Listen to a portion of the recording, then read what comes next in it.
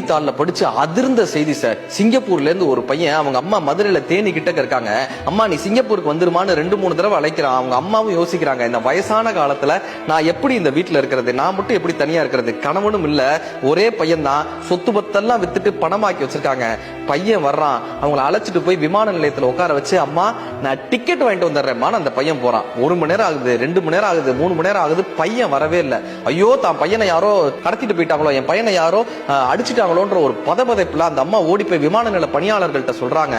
அந்த பணியாளர்கள் சோதிச்சு பார்த்துட்டு, உங்க பையன் உங்களை தனியா விட்டுட்டு காசு எடுத்துட்டு சிங்கப்பூர் போயிட்டாமான்னு பதபதைக்கக்கூடிய செய்தியை சொல்றாங்க. இப்ப கிராமத்துக்கு திரும்பினதுக்கு அப்புறம் இந்த செய்தியை கேட்ட அத்தனை பேரும் அந்த பையனை திட்டுறாங்க, சபிக்கிறாங்க.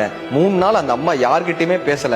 4வது நாள் அந்த கிராமத்தில் இருக்கக்கூடிய அத்தனை பேரையும் கையை கூப்பி சொன்னாங்களாம், என் பையன் பண்ணது தப்பாவே இருக்கட்டுங்க, ஆனா என் பையனை சபிச்சிடாதீங்க. கடல் கடந்து கண்காணாத தேசத்துல யாரும் இல்லாம இருக்கான், ஏதோ ஒரு பண தேவை, அவன் என்ன ஏமாத்தாம வேற யாரை ஏமாத்த முடியும், அவனை சபிச்சிடாதீங்க, எங்க இருந்தாலும் என் பையன் நல்லா இருக்கட்டும்னு சொல்லக்கூடிய மிகப்பெரிய உள்ளம் இந்த தாயினுடைய உள்ளமா தாங்க இருக்க முடியும். வயிற்றில் எத்தினால் மட்டுமல்ல, நெஞ்சில் உதைத்தாலும் கூட அதை பொறுத்து கொள்ளக்கூடிய குணம் இந்த தாயின் குணம். பசுந்தங்கம், புதுவெள்ளி, மாணிக்கம், மணிவேரம் இவையெல்லாம் ஒரு தாய்க்கு ஈடாகுமா?